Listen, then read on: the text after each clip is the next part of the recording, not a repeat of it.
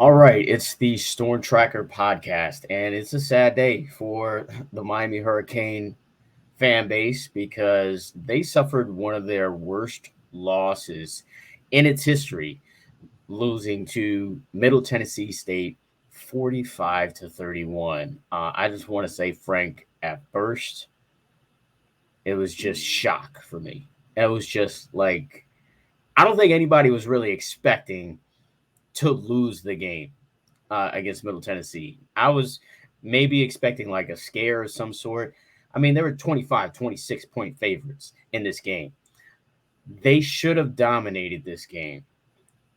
I mean, just to see the Hurricanes not come in there focused, and for players like Jalen Rivers and Ja'Kai Clark after the game to just openly say that this that they weren't mentally prepared for this game was really kind of troubling. And then also Cristobal's post game comments talking about Tyler Van Dyke's scheme not being, I'm sorry, Josh Gaddis's offensive scheme not being right for Tyler Van Dyke was also very troubling to hear.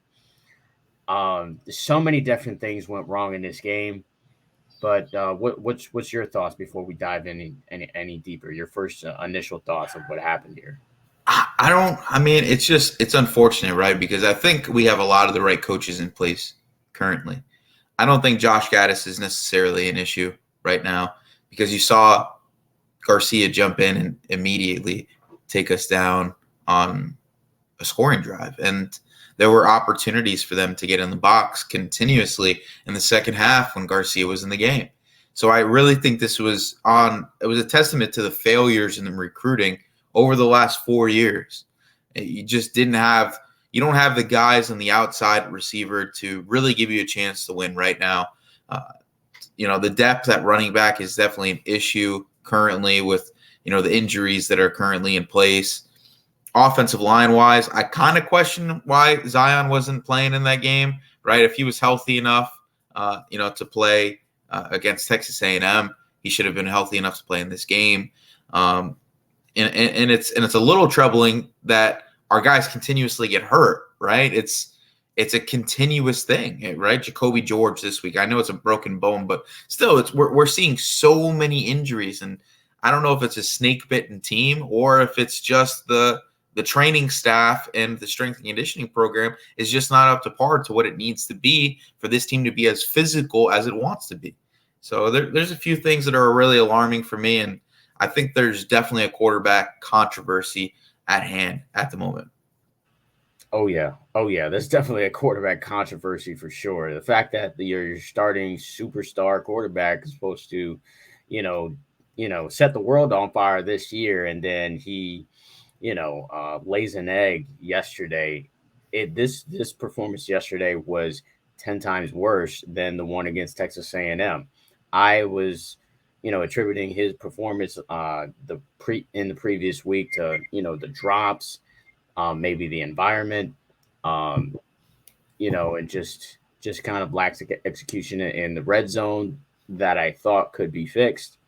This one here, he was just missing a bunch of throws, easy throws, layup type of throws, Frank. Like, yo, this is supposed to be TVD, the guy, like third quarterback taken in the draft, TVD.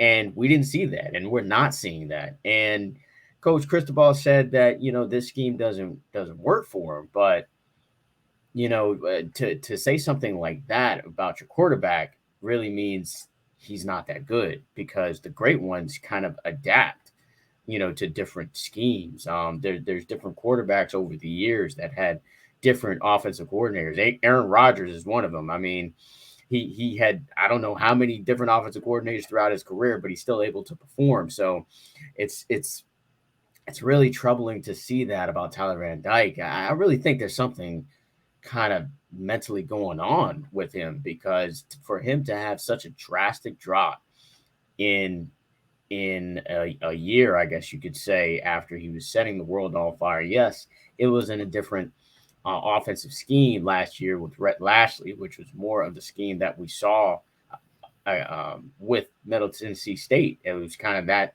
type of scheme that we saw against us. My question is it really the scheme? Like, is it Tyler Van Dyke, or is Jake Garcia just better? I mean, there's just so many questions that are going to come up in this bye week that we go into this week.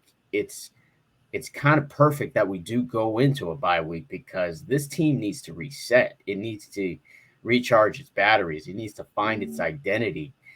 And I think there will be an open QB competition. That would be the logical thing to do, I think, to really see who is fit to kind of take over this offense. Because I think Tyler Van Dyke was just kind of crowned as the guy to take over this offense. I don't think there was really truly a quarterback competition in fall camp, but I think this is a perfect opportunity to have that true competition to really prove which quarterback needs to start. Because at every other position, it seems like it's open season or it's up for grabs, except for quarterback. But I think that's going to change.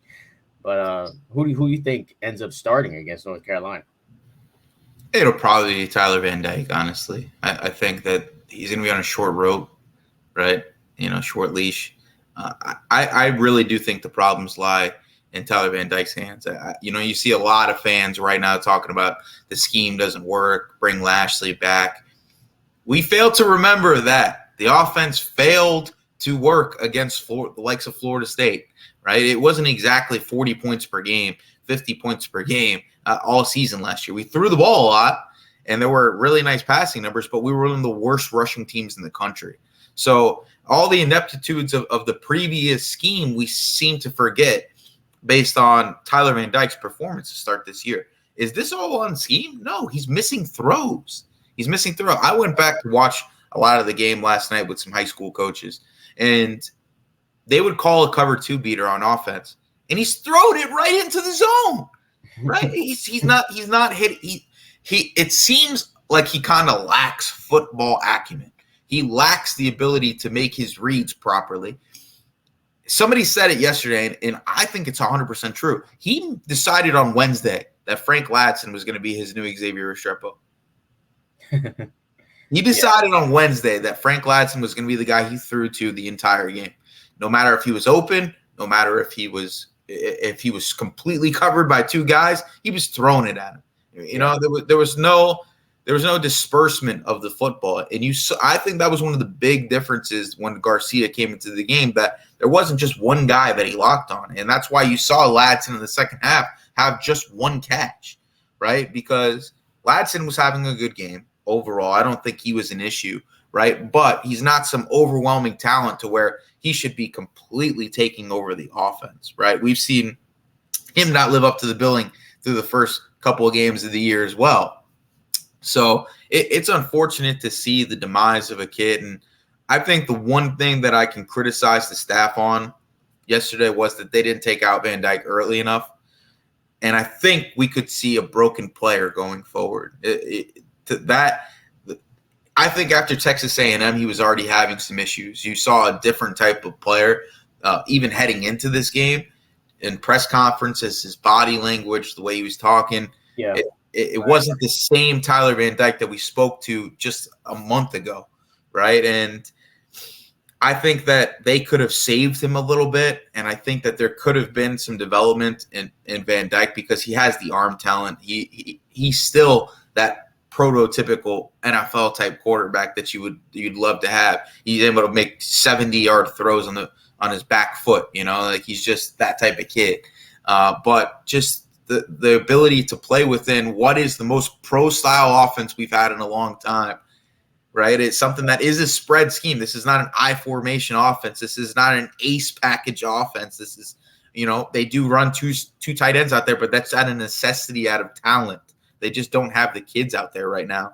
And it's unfortunate to see a kid just fall flat on his face when there was so much hope. Yeah, man. It's baffling to really kind of see his progression through this season. It's been it's been a situation that is just kind of really unfortunate. But even Jake Garcia didn't really execute sometimes in this game. I do want to point out. I mean, the turning point in this game for me is when they drew up a play to Will Mallory on 4th down and 1, and they could not execute. And on the next play, Middle Tennessee goes for 98 yards for a touchdown. I think that was pretty much kind of the turning point in the game, and that was with Jake Garcia at quarterback. Although it was more of a kind of you know, it was really a play where it didn't seem like he had a lot of different options. It seems like Will Mallory was the option locked in on that, and that didn't work. So I kind of put that on Gaddis as far as drawing up that particular play. But Jake Garcia, I don't think is the absolute solution to this problem on offense that we have. Yeah, he looked a little bit more comfortable in this game. He seemed, of course, mentally ready to kind of jump in and step in and produce. Obviously, he was juiced up and excited to produce, but to say that he's going to be the guy on consistent week to week basis and kind of turn this offense around, I don't think is realistic to really kind of think.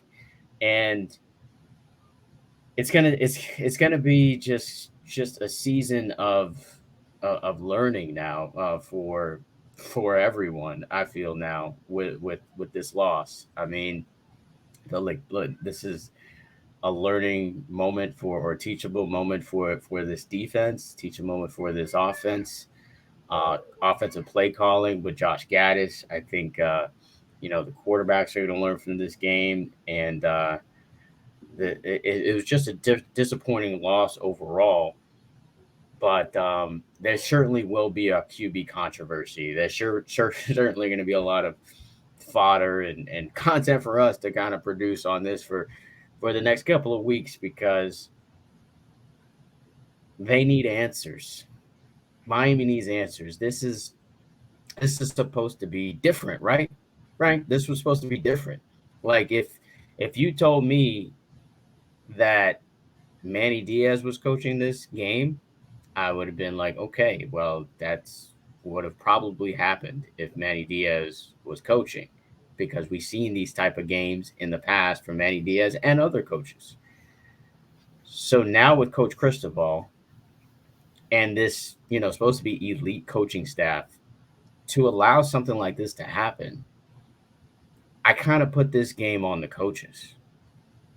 I really do put this game on the coaches to not have these kids ready to play, because if these kids openly said in a press conference that we weren't focused for this game, we took this team lightly, that type of rhetoric, then that falls on the coaches, right?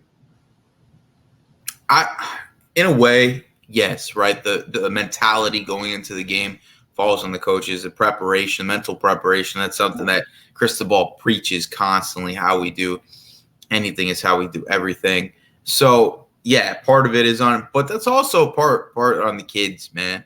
They got to go out and play. Right. At the end of the day, the coaches can put you in a position. The coaches can talk. They can motivate you, but you got to be self-motivated. And right now, it just doesn't feel like we got the dogs in the building. You got a few, right? It's a sprinkle of kids, but overall, you got a lot of kids that just lay down. You got a lot of kids just lay down, man, and it's unfortunate to see. My biggest thing is going forward, I think the biggest change in recruiting that needs to happen is at the quarterback position, right? Jaden Rashad is an incredible talent, right? Emory Williams, we've seen the potential of his arm talent. But at Miami, when was the last time we had a quarterback that can actually threaten a defense with his legs? It's been like 30 years since we've had a quarterback that can threaten a team with their legs. You could say Malik Rozier was one of them. I mean, that was really kind of his threat, was his running ability. And he wasn't like a true true threat as an athlete. Like, he was a tough kid, right? Like, he could run a little bit. But I'm talking about, like, if you look at a lot of the top teams in the country right now, they got somebody that you have to account for 11 players in the field. You have to account for 11 players in the field at all times. And everybody is just accounting for 10 when Tyler Van Dyke is on the field. Same thing with Jake Garcia. And he's got a little bit of moxie, Garcia. He's got a little bit of a wiggle. He's going to make some things happen, maybe make one guy miss, right? But he's not a dual threat. He's not a dual threat by any stretch of the imagination. And I don't think Miami should switch over to a dual threat. We have. That's the one thing that we have not integrated to the modern day of college football, is that we haven't had somebody that has to be accounted for in the run game. When was the last time we run a successful read option based offense, which is what every offense is based around now? The RPO is only as successful as your quarterback's athletic ability, in my opinion. It's the third read in the offense. Like I said, it was Malik Rozier. I know you maybe don't remember, but like, he was the guy to run a successful RPO. I'm saying like Ja'Cory Brown with a little bit more arm talent. You know what I'm saying? Like when are we going to have one of those? Speaking of him, we have him. He's on the roster. Yeah, why not test it out? Why not like let Booby spin a little bit? You know what I'm saying? It's like the kid. Listen, if this is going to be a learning year. If this is not a year where you're going to win an ACC championship, see what you got on the roster. Leave no stone unturned. Where is Isaiah Dunson, right? Where is Brian Bala, right? Isaiah Horton. Isaiah Horton. Isaiah Horton. That's what I mean. And then okay. Yeah, and then you got Dunson at corner, right? Like, you got kids. You got kids that you leave no stone unturned, right? Let these kids play, right? It's because the other guys aren't doing anything to where you're like, that kid should not be on the field. Wesley Bissainthe, I don't care if Wesley Bissainthe is messing up in practice a little bit. I don't care if that he hasn't learned the scheme to the point where Corey Flagg has, or Caleb Johnson. Put the best player on the field. He's got the talent to do it. Let the kid play. Sometimes guys are game day players. Sometimes guys aren't. Leonard Taylor is one of them. Right? Not everybody's a practice field superstar. You're right. You're not, like, I understand the method of you got to win football games on Green Tree before you win them on Hard Rock Stadium, right? That's 100% true. But at the same time, there are football players and then there are practice players. Wesley Bissainthe is a football player. We've seen what he is capable of doing at the linebacker position. An 89-yard touchdown on one-on-one coverage on Corey Flagg is on Corey Flagg. That ain't on the scheme. That's on Corey Flagg and his ineptitude to be able to cover somebody in space. He can't do it. If it's anything outside the tackle box, if it's anything outside of a 5-yard throw, he can't live up to the billing. I don't care if he led the team in tackles. I don't care if he does everything right. Sometimes you have to have guys that make plays. Jube Joseph, the head coach for Miami Central, said something perfect about his own team, and I think it spills to the Miami Hurricanes. If I have a senior that is just doing his job, I'm going to play the freshman that I can break that has no bad habits. I'm going to put the kid out there that I can mold in a position to make plays. Right now, you got to mold. Like, the whole big thing with Mario was recruiting, right? Yeah. You went and stole a bunch of kids at the end of that cycle. Use the kids. What are you waiting? Speaking of one of them, why did we not see Jaleel Skinner in this game until the very end? There was all this talk about Jaleel Skinner being in this game. He's definitely one of those kids that you say that Miami stole last minute from Alabama, of all places, and you don't utilize him. And I just want to point out that this is something that, like, everybody I talk to says the same thing. So I don't understand why he's not utilized more. Is Elijah Arroyo. I just don't understand it. I don't understand why Elijah Arroyo is not getting more catches. He's clearly the most complete tight end on this roster. And we continue to see Will Mallory drop balls in critical situations.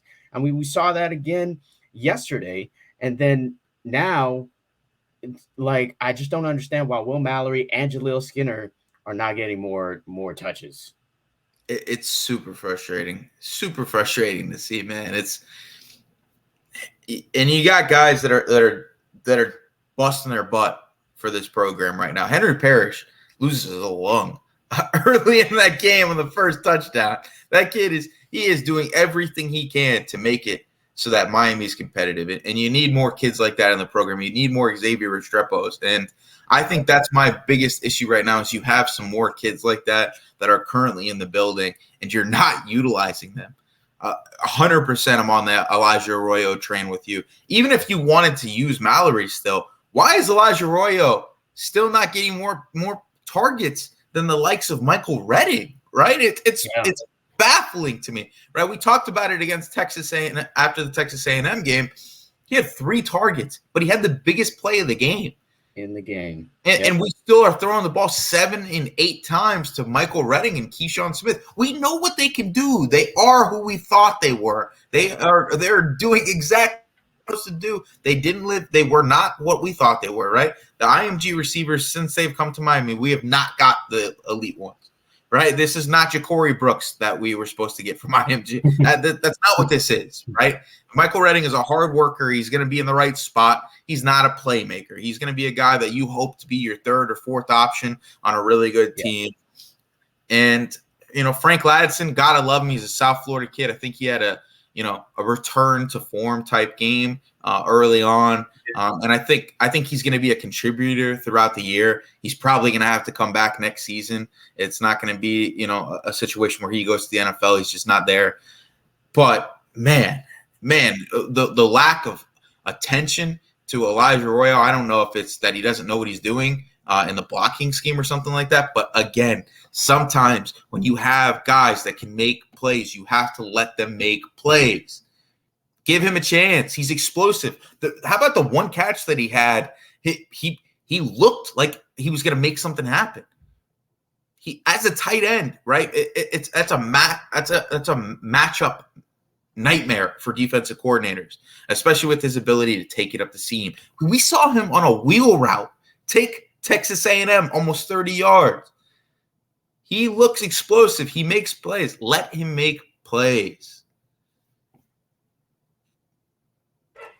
Yeah, man, it's really crazy and frustrating that we kind of are saying this week after week, and it's baffling that the coaches haven't really figured out that Elijah Arroyo needs to be more involved in this offense, especially with your lack of production and your injury woes that you've experienced. The next game is due for a massive upgrade in production.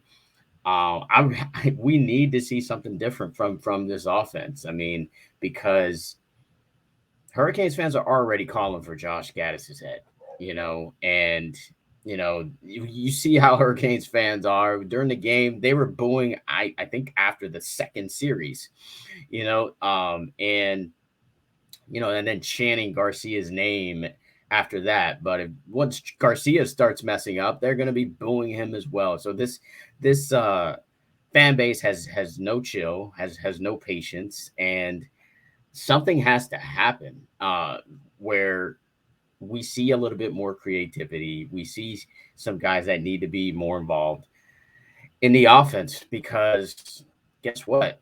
We're going into ACC play where it really counts and where it really matters. I would say the best thing about these 2 games that Miami has lost is the fact that they were non-conference opponents, and they're still 0-0 in the conference. So with all this, negativity about the team, they're still in a place where they could still win the Coastal and turn this thing around.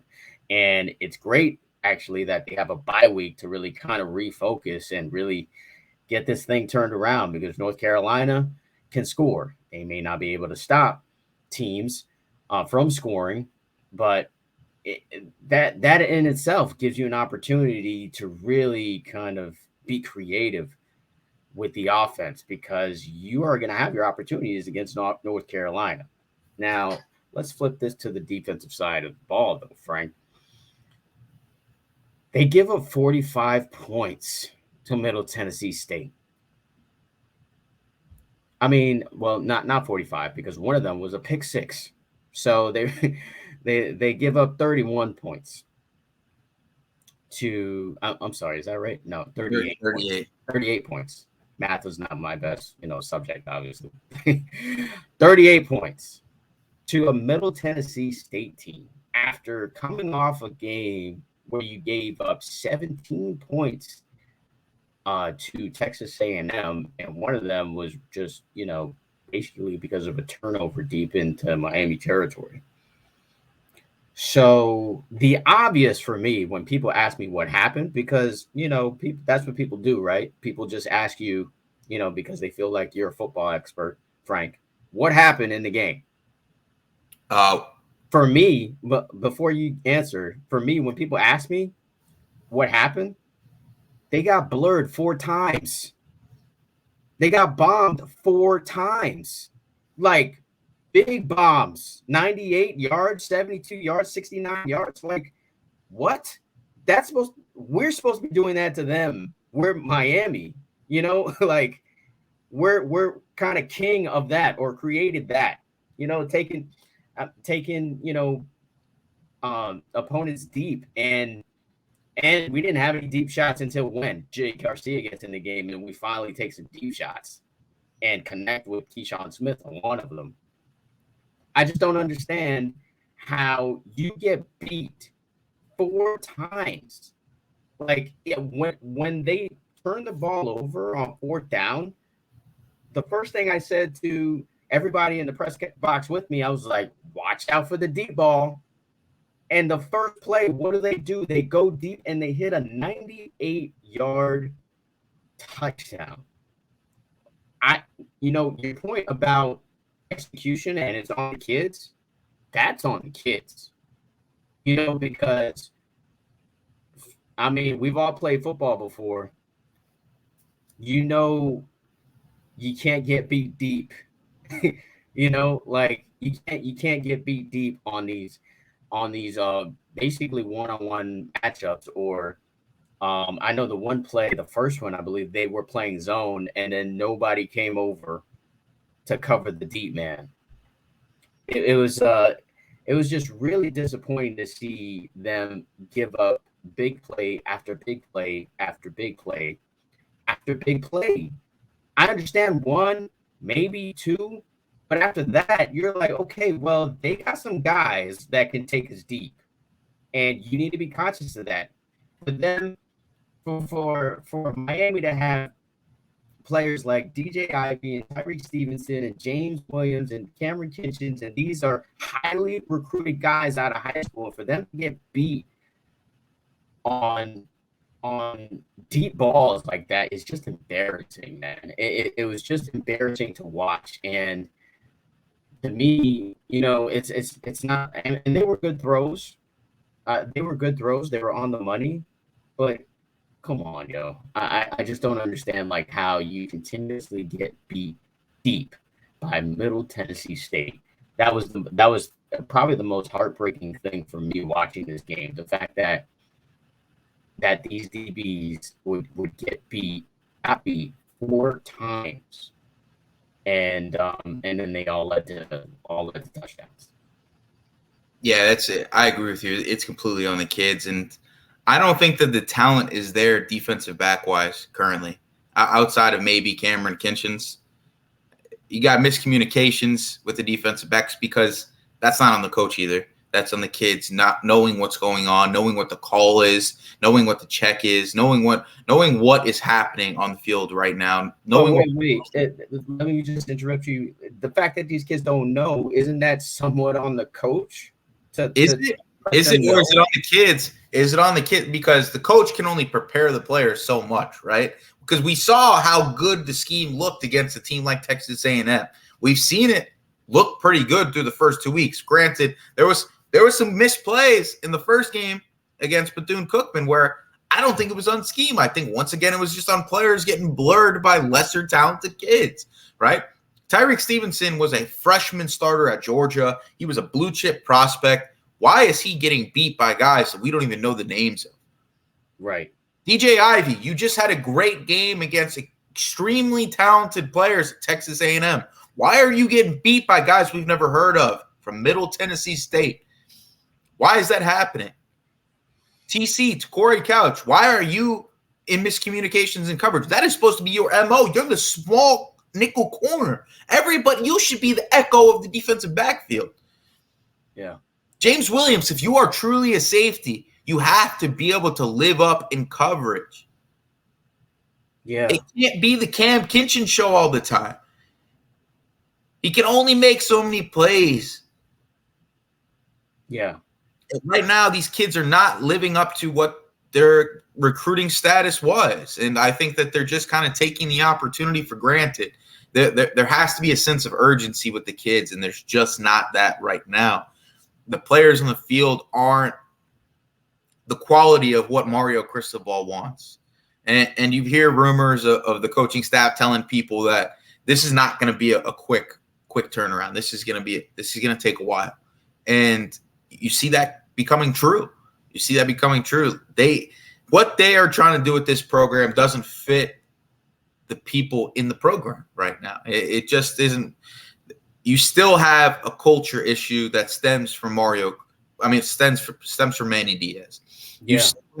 You still have a sense of the kids trying to do whatever they want, which is something that obviously stems from Manny Diaz, right? And you can see Mario get frustrated in a lot of different ways, like what we talk about in the press conference. Every time we ask him a question about how practice went, you can tell he's not happy with the way practice is going. We continuously hear talking about we need to have better practice habits. We need to have better mental moments. We need to be doing things right all the time. He echoes the sentiment with his famous saying, how we do anything is how we do everything. And these kids kind of have to start to get pushed out in a way, right? He has to be able to, and the problem is he can only bring in 25 guys in at a time, right? So he's going to live on the transfer portal in a lot of different ways, I think, next year. We're going to see some guys lose their spots that were starters this year just because the mentality isn't there. You could be talented, but if you are not of a Mario Cristobal thought process, then you are not a Miami Hurricane in this day and age.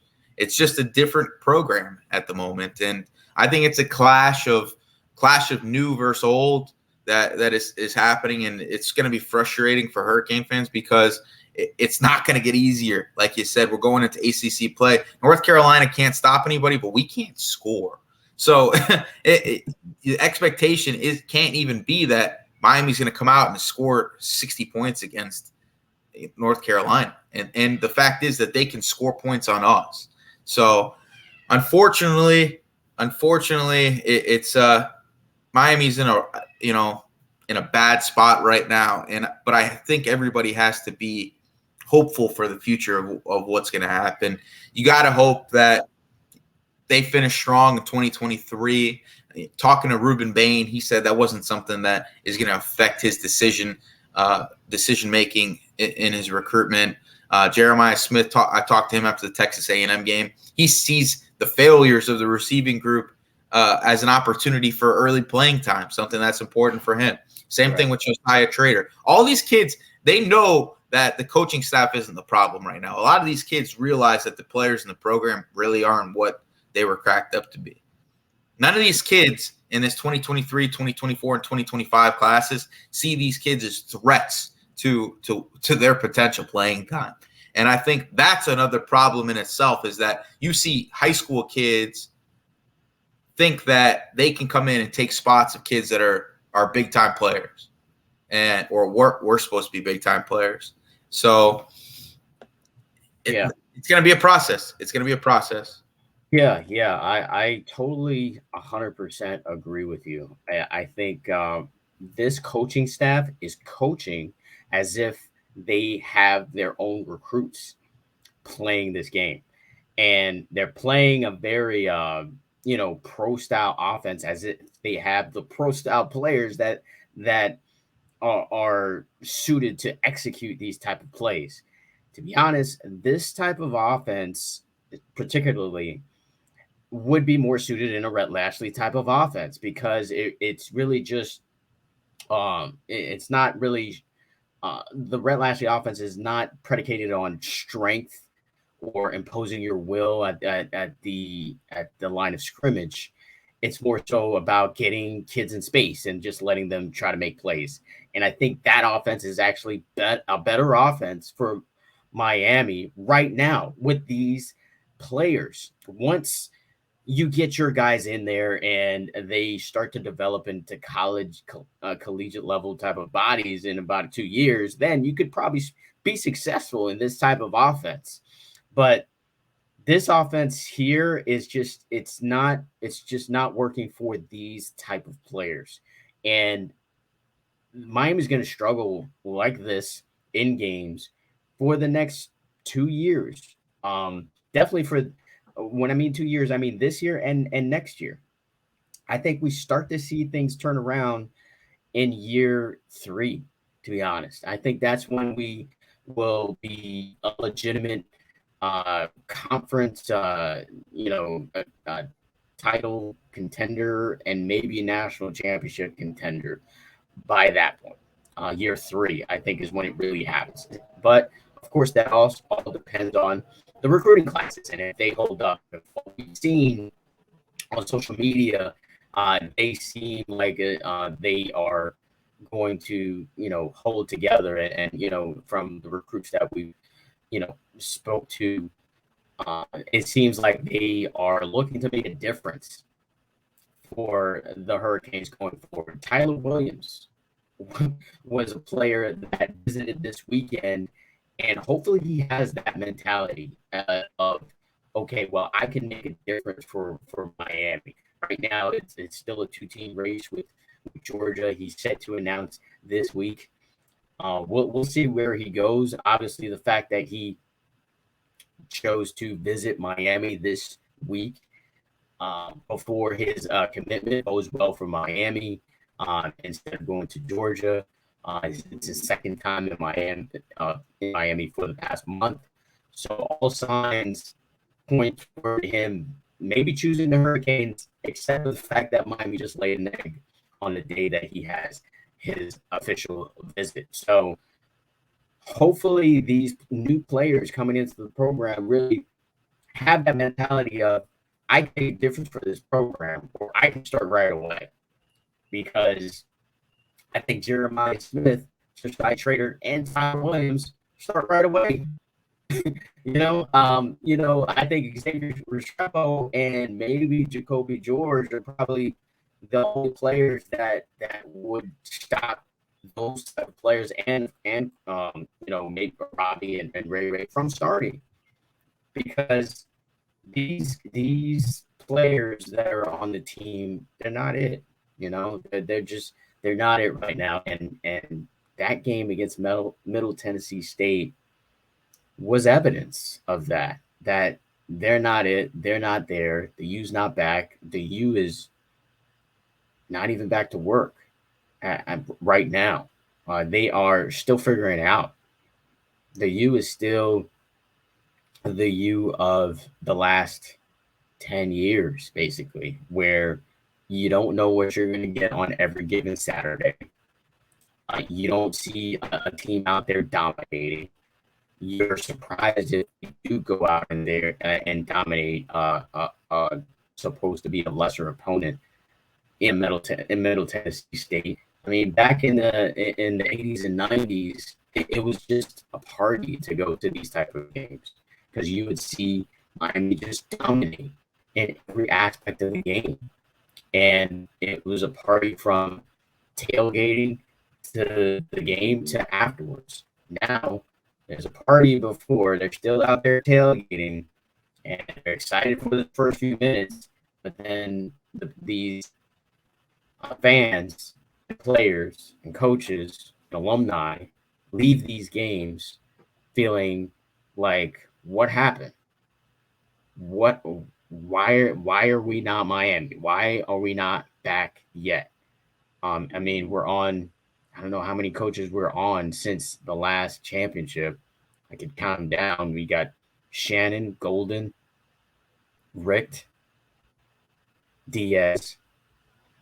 So we're on our fifth in Cristobal since Larry Coker was the coach here.